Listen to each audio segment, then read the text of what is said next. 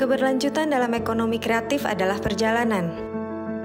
Konsistensi dan kemauan untuk berkreasi dengan bertanggung jawab menjadi penggerak utama bagi sektor ini untuk memberikan nilai tambah. Dengan berbagai tantangan yang ada, pelaku ekonomi kreatif harus terus berjalan, menatap masa depan dan merawat harapan.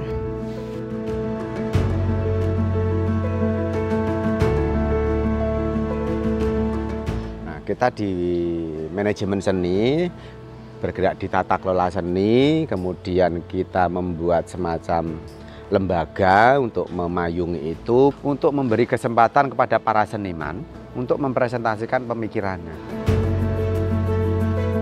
Kita bisa menamakan kok Arjok ini sebuah inkubator, bukan etalase, tetapi inkubator pemikiran.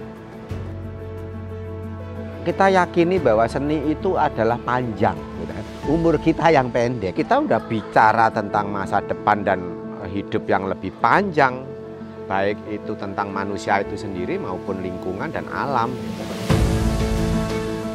Kita ngomong sustainability di wilayah ekosistem seni dan kreatif itu panjang dan luas, banyak sekali yang belum tergali. Kalau kita nggak memahami budayanya, kita nggak akan ketemu ekonomi kreatif. Common space, kita bicara lingkungan, kita bicara sustainability. Sebenarnya itu menawarkan masa depan. Ketika kita ngomongin krisis pangan, kalian ini nggak lihat apa gitu, bahwa ini bisa dimakan, bahwa ini menjadi penting buat tubuh kita dan lain-lain.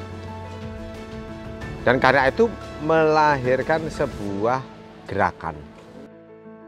Acara Arjok 2019 kami diajak terlibat yang terkait dengan sandang, pangan, dan papan yang diolah secara lestari di situ sih. Agradaya kalau secara makna dari dua kata agra dan daya. Agra itu dari agraria dan daya itu berdaya. Isu yang paling dekat di sini di Indonesia terutama adalah negara agraris. Tapi ya itu tadi, kekayaan di Indonesia karena keragaman tanaman yang kita punya tidak berbanding lurus dengan kesejahteraan para petani. Ternyata dengan modal empati, dengan modal tujuan sosial gitu, itu nggak cukup ternyata. Maka kemudian kami belajar tentang konsep namanya social enterprise atau bisnis sosial. Jamu sendiri, kalau dalam makna harfiah itu namanya jambi usada atau sebuah pengharapan yang baik. Nah, itu yang kemudian kami coba jadiin sebagai produk yang kemudian kami pasarkan. Yang kami lakukan lebih ke menjaga mereka supaya tetap melakukan pertanian secara alami. Menggunakan bahan-bahan alami saja untuk melakukan input di pemupukan. Jadi kami menggunakan teknologi namanya solar dome dryer. Itu pengeringan suhu rendah tapi menggunakan energi terbarukan. Dan secara proses jauh lebih murah karena ya hanya pakai matahari saja. Mudah-mudahan mereka punya prinsip bahwa yang ditanam itu bukan hanya tentang tanaman tumbuh, menghasilkan skala ekonomi, tapi juga ada kebermanfaatan secara unsur kesehatan.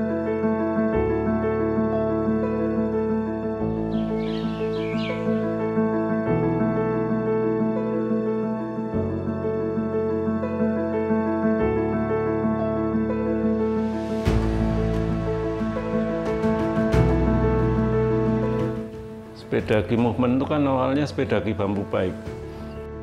Background saya kan desainer ya, jadi saya mulai tertarik pada produk sepeda. Produk ini sempurna karena dia nggak punya mesin. Sepeda itu bukan hanya alat transportasi, tapi sebenarnya dia juga bisa menjadi alat transformasi sosial.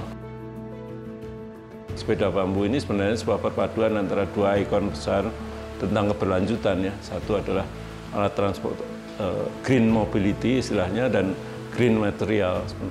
Dunia ini sudah terlalu banyak produk lah. Jadi kalau saya harus membuat produk lagi, produk ini tidak boleh semata-mata hanya berfungsi untuk tujuan fungsionalnya saja, tapi dia harus punya dampak yang lain.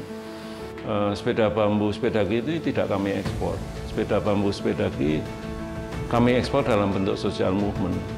Jadi social movement itu bisa wujudnya kalau di tempat itu dia punya bambu, punya teknologi yang bisa untuk membuat sepeda ini di sana ya. Mereka bisa mengerjakan sendiri.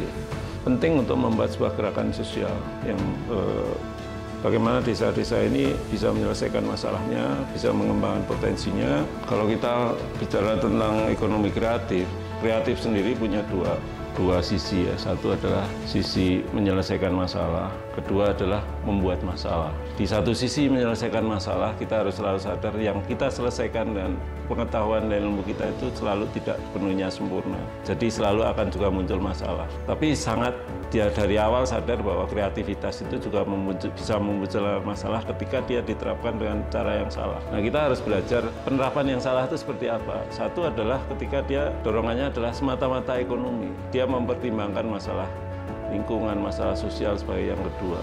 Ini akan cenderung akan destruktif.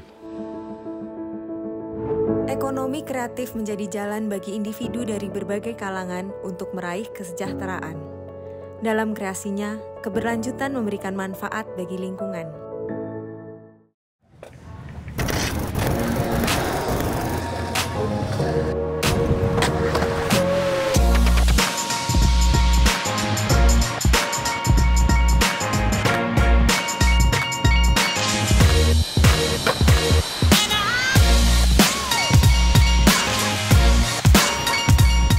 Itu kayu warna-warni itu kan dikiranya kayak plastik kayak gitu kan, terus dari itu it's wood, ini kayu, terus bahannya itu dari papan skateboard, makanya kehidupan kedua dari papan skateboard yang udah patah.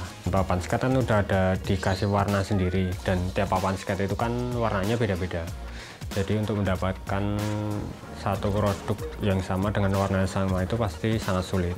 Limbah papan skate-nya yang numpuk banyak banget, karena yang main skate juga makin banyak juga kan, terus limbahnya juga nggak kepake. Ada beberapa papan bekas mereka yang nggak kepake terus dikasih cuma-cuma, ternyata limbahnya itu bisa dikaryakan, bisa menghasilkan uang. Jadi kadang aku kasih feedback, misalnya ada anak yang berbakat tapi kurang mampu, nanti dari rezeki penjualan produk itu aku kasih spare part skateboard, misalnya kayak papan atau sepatu seperti itu.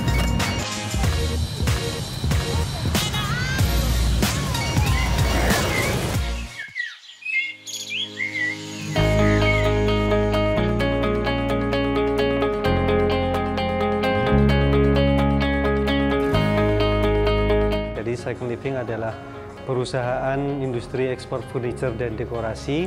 Secara garis besar konsep kita adalah produksi dari material reclaim teak. Makanya kita pakai recycle teak yang pastinya itu kuat, dan kami juga pakai konstruksi yang tradisional gitu, Bu. Dan kita membranding sustainability ini karena kita ingin dari produk kami bisa berkelanjutan, baik itu dari segi desain, dari material, dan untuk keberlangsungan lingkungan. Dengan kita mendukung adanya sustainability itu menjaga keberlangsungan hidup lingkungan untuk generasi mendatang. Jadi dengan kita itu memakai bahan reclaim teak, artinya kita tidak tebang pohon. Jadi untuk FFC Certificate ini kebetulan kita karena materialnya reclaim teak, jadi kita itu tergolong sertifikat FFC 100% recycle teak. Perubahan pola pikir secara kolektif menjadi kunci dalam keberlanjutan.